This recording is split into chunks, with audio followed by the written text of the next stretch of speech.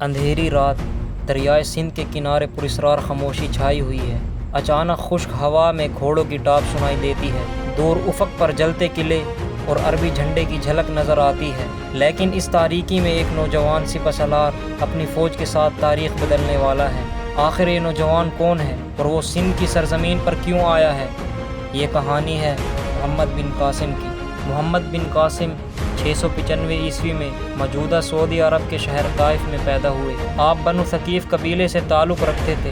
بچپن میں ہی والد کا انتقال ہو گیا، اس لیے آپ کی پرورش اور تربیت آپ کے چچا حجاج بن یوسف نے کی، جو اس وقت عراق کے طاقتور گورنر تھے۔ حجاج بن یوسف نے محمد بن قاسم کو فوجی اور انتظامی تربیت دینے میں اہم کردار ادا کیا۔ محمد بن قاسم شروع سے ہی نہایت قابل ذہین اور دلیر تھے۔ صرف 15 سال کی عمر میں ان کو ایرانی علاقے میں ایک بغاوت کو دبانے کے لیے فوج دی گئی، جہاں کامیابی کے بعد انہیں شہراز کا گورنر مقرر کر دیا گیا۔ تقریباً 712 عیسوی میں سری لنکا کے ایک جہاز پر قزاقوں نے حملہ کر کے کئی مسلمان مسافروں، عورتوں اور بچوں کو قید کر لیا۔ حجاج بن یوسف نے سندھ کے حکمران راجہ داہر سے قیدیوں کی رہائی اور لوٹا ہوا سامان واپس کرنے کے مطالبہ کیا، مگر اس نے انکار کر دیا۔ اس پر حجاج بن یوسف نے محمد بن قاسم کو 17 سال کی عمر میں ایک بڑی فوج کے ساتھ سندھ بھیجا۔ محمد بن قاسم نے سب سے پہلے دیبل، پھر نیرون، سدوسن اور دوسرے شہروں کو فتح کیا۔ بالآخر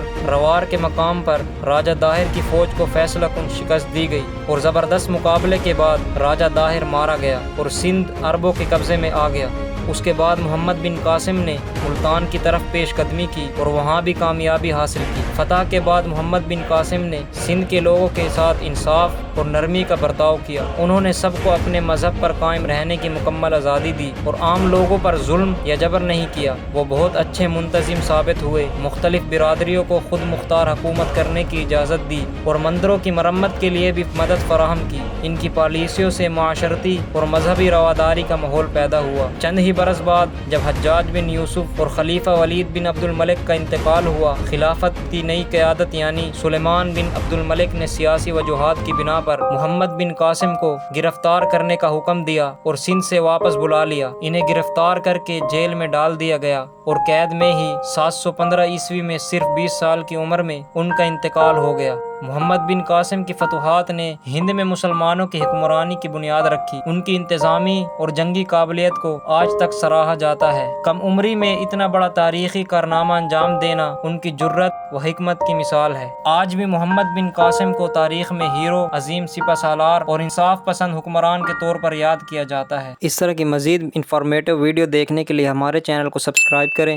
بیل آئیکن کے بٹن کو پریس کریں تاکہ ہماری ہر نئی آنے والی ویڈیو کا نوٹیفیکیشن آپ تک پہنچ سکے۔